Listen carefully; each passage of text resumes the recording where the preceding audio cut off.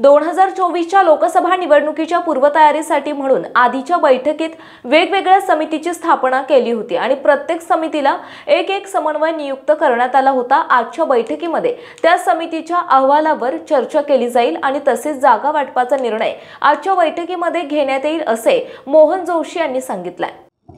India आघाडीबद्दल आजची जी meeting आहे त्याच्याबद्दल आपण काय सांगणार आणि सीटांच्या वाटपाबद्दल? असं की आज नवी दिल्लीमध्ये इंडिया आघाडीची बैठक होत आहे।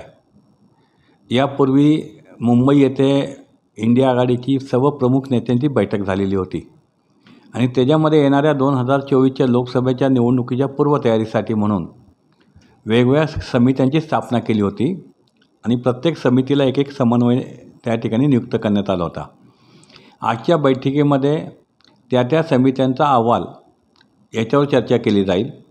त्याचबरोबर संपूर्ण देशातल्या जे काही प्रत्येक राज्यातलं जे त्या राजकीय परिस्थितीप्रमाणे जागा वाटप कसं होईल याचंसुद्धा आजच्या बैठकीमध्ये निश्चितपणे सूत्र आणि त्याचं कसं एकत्रपणे करायचं याचा एक धोरणात्मक निर्णय आज घेतला जाईल।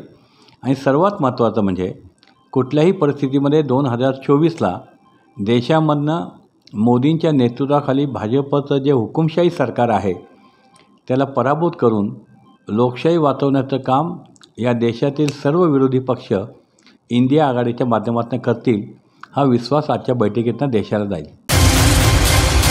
ध्यास बातमीचा शोध सत्याचा पाहत रहा निर्भीड न्यूज।